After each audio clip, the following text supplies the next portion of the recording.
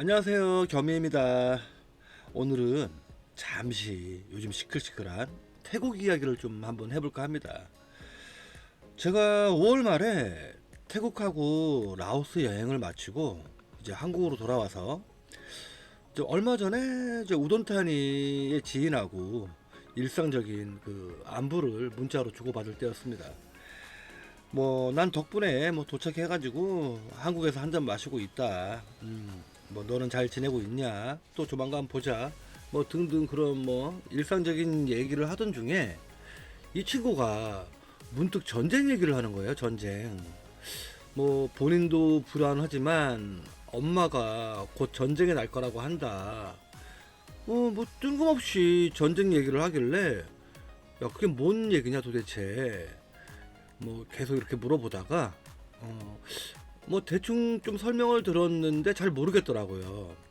그래서 호기심이 또 발동이 돼가지고 조금 디테일하게 한번 제가 알아봤습니다.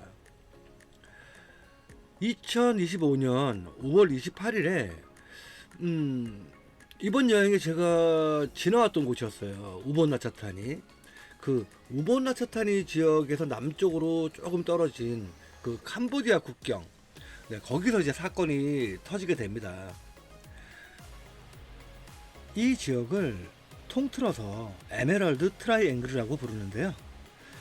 태국하고 라오스 그리고 캄보디아 3개국이 붙어있는 태국 남쪽 지역으로 아주 오래전부터 이 세 나라의 국경 분쟁이 끊이지 않는 그런 지역이라고 해요.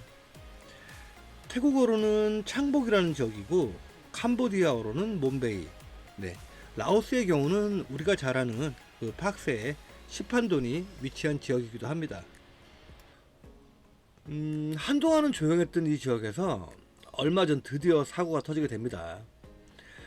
이 사실 태국하고 캄보디아는 아주 오랜 옛날부터 상당히 양숙인 관계였다고 해요. 그 왕조 시대부터. 잠깐 이 지역에서 기존에 벌어졌던 태국과 캄보디아의 영토 분쟁 사건을 한번 알아볼게요. 그 옛날 왕조 시대부터 이어진 두 나라 간의 영토 분쟁은 어느 정도 해소되는 듯 보였으나 그 2008년도에 프레아 비이어 사건이라는 이 교전 사건이 터지게 됩니다. 뭐 여기서도 그 유럽의 망나니 이 프랑스의 역할이 빠지지는 않죠.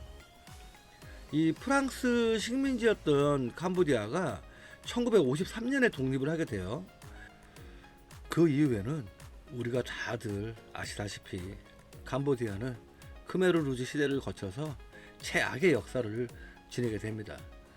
영화 킬링필드를 보시면은 그 지옥 같던 그 시대의 캄보디아를 볼 수 있는데요. 아무튼 이 캄보디아를 지배했던 프랑스가 이 식민지 시대를 종식을 하면서 이 지역을 떠나게 되잖아요. 근데 이 떠나면서 본인이 그 프랑스가 지배했던 나라들의 이 영토를 아주 애매하게 정리를 하고 떠나버리게 됩니다. 뭐 단물 다 빨아먹고 떠나는 입장에서 뭐 정리까지 해주고 갈 뭐 그런 착한 프랑스가 아니잖아요. 그러다 보니까 프랑스 식민지 시대 이후에 동남아시아 여러 곳에서 다양한 국경 분쟁들이 발생하게 됩니다.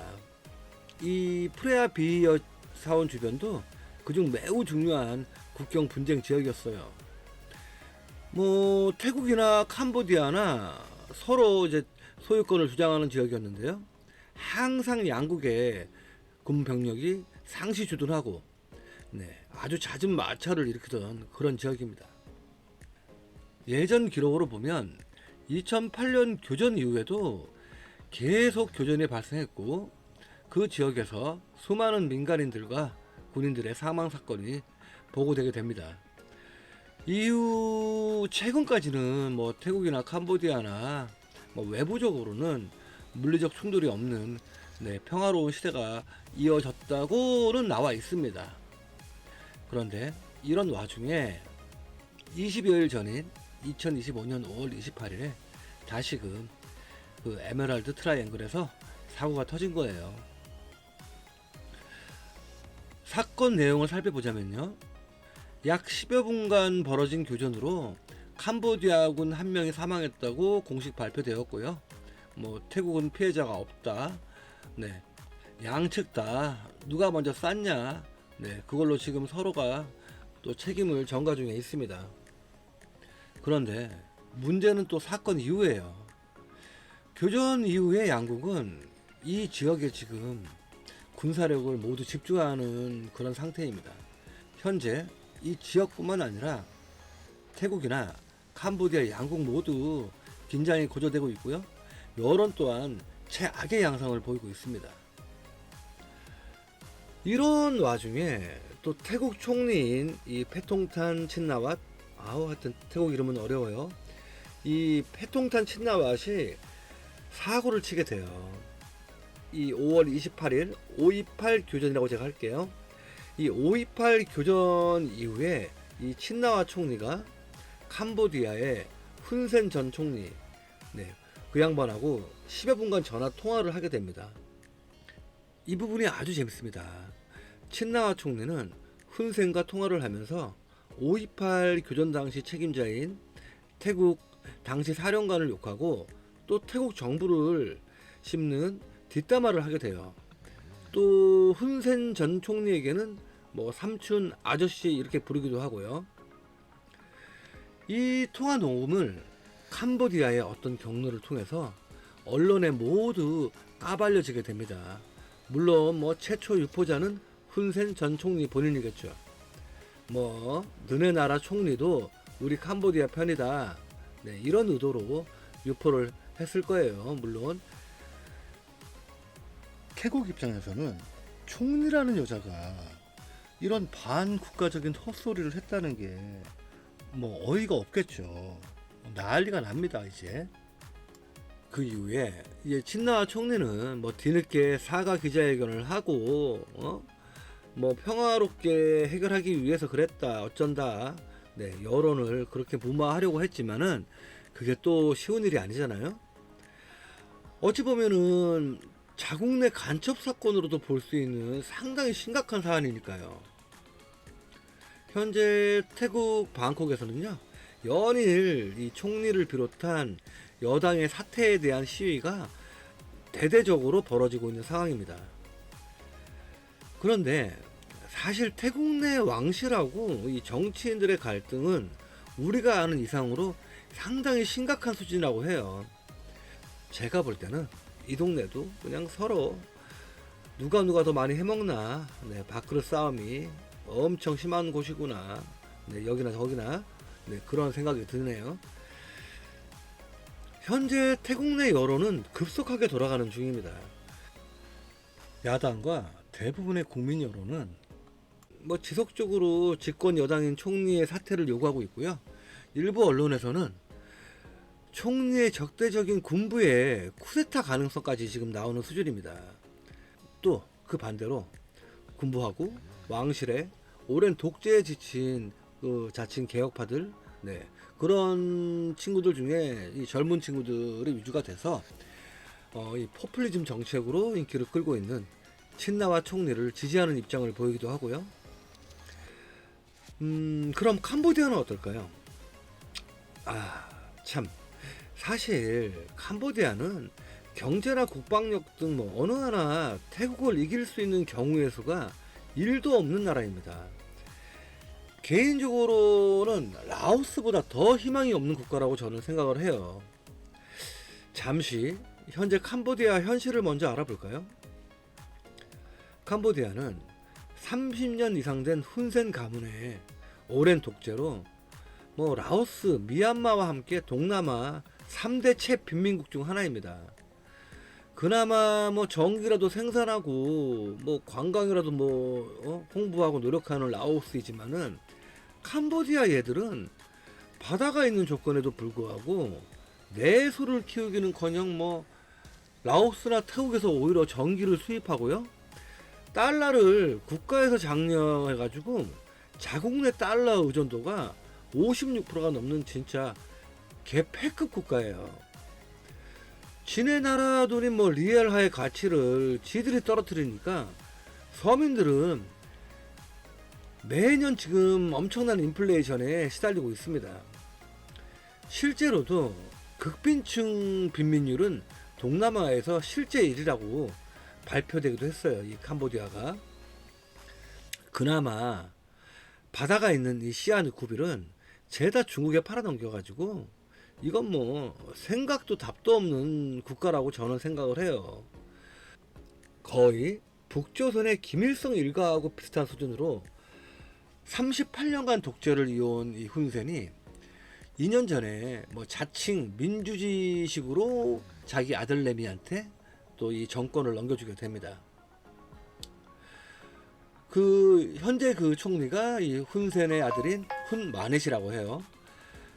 근데 그래봐야 2025년인 지금도 실제 캄보디아의 지배는 그 훈센 총리가 권력의 정점에 있다는 게 다 팩트라고 얘기를 합니다. 훈센 가문이 이끄는 캄보디아는요, 전체적으로 보면 태국하고 비교해서 약 10분의 1 정도 수준의 최빈국으로 평가되고 있고요. 특히 또 10여 년 전에 이 중국하고 1대1로 사업을 하면서 국가적으로 이 강력한 친중 노선을 펼치게 돼요. 그리고 그 이후 말 그대로 개막장이 돼버립니다. 오죽하면은 전 세계에서 중국의 개라는 소리까지 듣게 되는 그런 상태에 이르게 되는데요. 뭐 훈센 총리가 아들놈에게 뭐 총리 자리를 세습한 이후에도 여전히 친중은 강화되고 있고요.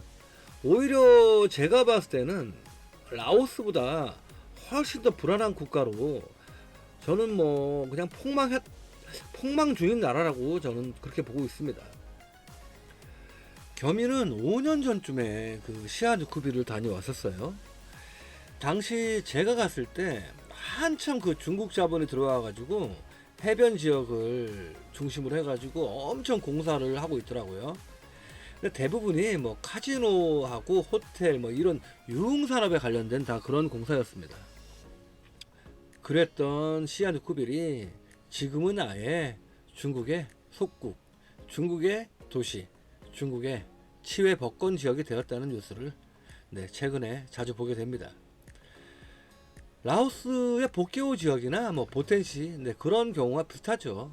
그것보다 더 심하게 완전히 넘어갔다고 보여지거든요. 그럼 왜 캄보디아는 붙어서 상대도 안 될 이 태국을 자꾸 도발하는 걸까요? 여기에는 이 훈센 가문의 정치적인 의도가 다분히 묻어있다는 그런 국제적인 분석이 나오기도 합니다. 아시다시피 지금 캄보디아는 최악의 물가하고 경기 침체로 10년 전에 그 착했던 그 캄보디아가 아니에요. 저도 한 10여 년 전에 캄보디아를 한 4번, 5번 정도 들어갔었거든요. 지금은 푸놈펜은 뭐 푸놈펜대로 망가졌고, 뭐 그나마 돈이 되는 앙코르왓의 그 CM립 있죠? 거기 또한 뭐 관광 수입이 예전 같지 않아요. 이런 경제적인 문제하고 또 오랜 독재로 성난 민심이 다 지금 나락으로 지금 떨어졌는데, 이런 민심을 이 반태국이라는 명분으로 끌어모으는 중이라고 볼 수가 있습니다. 실제로 태국의 경우에는 오히려 국경 분쟁은 조용히 묻고 가려고 하는 반면에 뭐 당장 태국 내 총리나 여야 문제 등 자국 내 정치 문제에 관한 시위가 더 폭발적으로 일어나고 있거든요. 그런데 캄보디아의 경우는 지금 정부가 나서서 반태국 정서를 조장하고 있는 실정입니다. 연일 캄보디아 전 지역에서 반태국 시위가 일어나고 있고요. 지금 뭐 난리도 아니에요. 요거 관련 자료들도 제가 보여드릴게요. 최근 들어 급속도로 늘어난 캄보디아 국민들의 페이스북, 요 내용들을 한번 볼게요. 최근 뭐 캄보디아 SNS에는 절반 이상이 태국을 씹는 내용이 거의 도배를 하고 있습니다. 그 정도로 반태국 정서가 강하게 흐르고 있는 현실이에요. 뭐 태국 돈을 찍거나 뭐 불태우거나 또는 뭐 태국 왕조를 조롱하거나 그런 사진들하고 영상, 이미지들이 네, 온통 여기저기 다 도배가 되고 있어요. 물론 또 거기에 또 반해서 또 태국인들 또한 네, 가난한 캄보디아인들을 또 조롱하는 그런 게시물들을 연이어 올리고 있는 중이고요. 그런데 이런 캄보디아 내 반태국 정서를 이 캄보디아 정부가 앞장서서 네, 부추기고 여론을 재생산하고 있다는 그런 국내외 분석이 나오고 있습니다. 예를 들어 뭐 30년째 이 독재를 했던 훈센 전 총리 이 노인네는 이 5.28 교전 현장에 본인이 직접 가서 네, 캄보디아군을 격려하는 뉴스를 만들기도 하고요. 이미 총리 자리를 물러난 사람이 굳이 거기까지 뭐하러 가겠습니까? 네, 실세가 가서 애국심에 네, 부추기는 거죠. 이제 매일매일 대규모 반태국 시위가 벌어지고 있는 중이라고 합니다. 그렇지만은 결과적으로 본다면은 저는 아마도 태국하고 캄보디아의 전면적인 전쟁은 조금 어렵지 않을까 생각을 하게 돼요. 태국 입장에서는 명분 없는 전쟁이 자칫 또 국제적으로 큰 문제가 될 수도 있고, 또 거기다가 이 아시아 관광 대국이라는 이 또 명성에도 또 타격이 갈 거고요. 또한 전쟁보다는 현재 태국 내 물가 상승하고 경제 안정 그리고 무너진 민심을 회복하는데 더 우선을 둬야 하지 않을까, 네, 그런 생각이 드네요. 캄보디아 입장에서는 사실상 전쟁을 하면 그냥 멸망입니다. 얘들도 그걸 알고 있어요. 경제력이나 뭐 국방력이나 뭐 어느 하나 태국하고 캄보디아는 전혀 상대가 되지 않습니다. 사실상 캄보디아가 가진 거는 딱 하나예요. 문화적인 자부심. 네, 크메르 문화. 딱 그거 하나밖에 없습니다. 현실적으로 태국을 이길 수 있는 요소가 단 1도 없어요. 그리고 현재 캄보디아인들 120만 명이 태국 내에서 외노자로 일을 하고 있습니다. 우리 한국에 이 중국 애들 200~300만 명이 들어와서 일을 하고 있는 것처럼 태국에도 뭐 라오스나 캄보디아 등 주변국 애들이 외노자로 일을 많이 하고 있어요. 근데 그 중에 이 캄보디아 애들만 태국에서 일하는 친구들이 120만 명입니다. 120만 명. 그 120만 명이 태국에서 벌어들이는 수입으로 캄보디아 내수로 계속 송출을 하고요. 또 그 가족들이 먹고 살고 또 그 지역이 살아나고 있는 중입니다. 이 금액이 캄보디아 내에서도 상당한 영향을 미치는 수준이라서 이런 것들을 포기하고 뭐 전쟁을 한다 캄보디아가? 네, 이거는 뭐 사실 이해가 안 되는 얘기죠. 2025년 6월 지금 현재도 그 5.28 교전 이후에 태국이나 캄보디아나 양국 서로 국경을 봉쇄하고 네, 서로 간의 그 지급 정지를 실시를 했습니다. 이 120만 명의 수입이 캄보디아로 이제 들어가는 게 멈췄어요. 그럼 어떻게 됐겠냐? 캄보디아의 내수 시장이 지금 마비가 오고 있습니다. 120만 명의 월급이 캄보디아로 들어오지 않으니까 난리가 난 거예요. 제 생각이지만 캄보디아는 아마 그저 그냥 이번 기회에 훈센하고 그 아들 훈마네딜과 네, 걔들 장기 독재를 위한 그 정치적 쇼로 끝날 가능성이 크지 않을까 생각을 해요. 뭐 한동안은 애국심을 이용한 반태국 정서로 여론을 몰아갔다가 어느 순간 또 우리가 이겼다 이러고 정신 승리하고 네, 그러고 끝나게 될 가능성이 크다는 생각이 드네요. 저는 또 태국 정치권이나 이 캄보디아 훈센 가문이나 오랜 옛날부터 함께 붙어먹던 이 권력자들이라서 전쟁이 날 경우 뭐 서로에게 이익이 될 게 없습니다. 굳이 전쟁을 할 이유가 없는 거죠.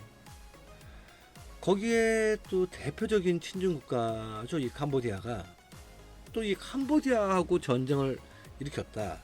그러면 또 중국과의 마찰도 좀 생각을 해봐야 돼요. 이 태국 입장에서는. 네. 그래서 그 부분도 약간 좀 껄끄럽지 않을까. 그렇게 예상이 되고요. 그런데 문제는 사실 다른 곳에 있습니다. 태국에는 왕실하고 뭐 여당, 야당 등 그런 것들이 있지만 그보다 더 강력한 권력이 있어요. 그게 바로 군부입니다. 이 태국의 군부 세력은 상당한 권력을 가진 조직으로 태국 정치에 미치는 영향이 거의 절대적이라고 평가가 돼요. 우리 대부분의 한국 분들은 태국을 얘기할 때 이 왕실이 지배하는 입헌 군주제 국가다, 뭐 이렇게들 다들 생각을 하시잖아요. 하지만 실제로 태국은 지방 호족과 군부가 지배하는 연방제 국가로 보는 게 타당하다고 전 세계 사람들은 얘기를 해요. 입헌 군주제인 태국이지만요, 왕실을 유지시켜주는 실제 권력은 군부에서 좌지우지한다는 그런 얘기가 있고요. 태국 내 실질적인 권력 집단은 군부라고 평가되고 있습니다. 이런 군부 세력이 유독 캄보디아에 대해서는 상당히 강경한 노선을 취하고 있다는 게 조금 문제예요. 아무튼 현재 태국과 캄보디아는 일촉즉발의 시대를 보내고 있습니다. 이것이 뭐 양국의 권력자들에 의한 정치적 목적이든 뭐 사회적 문제이든 간에 뭐 이래저래 또 서민들만 죽어나갈 것 같아요. 일반인이든 군인이든 간에요.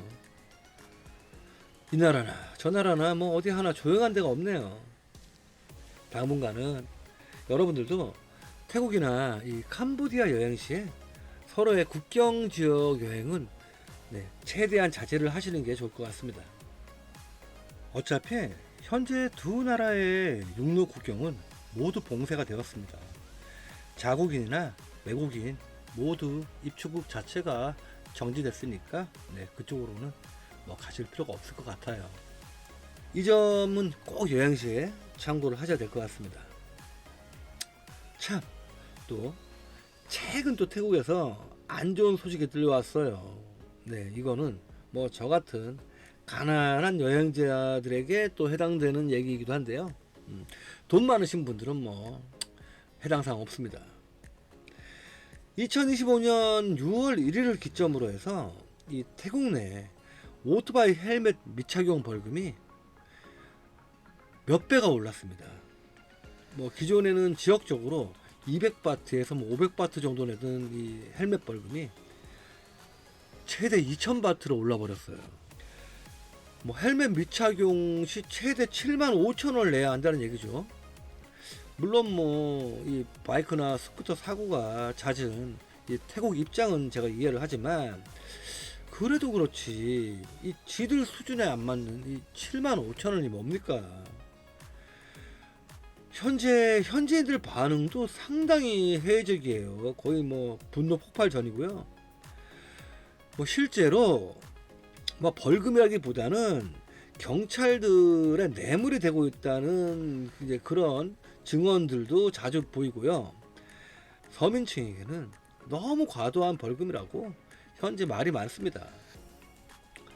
어찌됐든 태국법이 저렇다고 하니까 저처럼 태국 여행 시 무조건 이 스쿠터부터 렌트하는 여행자분들은 매우 조금 주의를 좀 하셔야 할 것 같습니다. 그나저나 날도 더운데 이 꼬박꼬박 헬멧 쓰고 다닐 생각하니까 와, 저는 뭐 벌써부터 머리에 막 스팀이 팍팍 오르네요. 지금까지 태국 관련 영상 봐주셔서 너무 감사드리고요. 오늘도 즐거운 여행 되시길 바랄게요.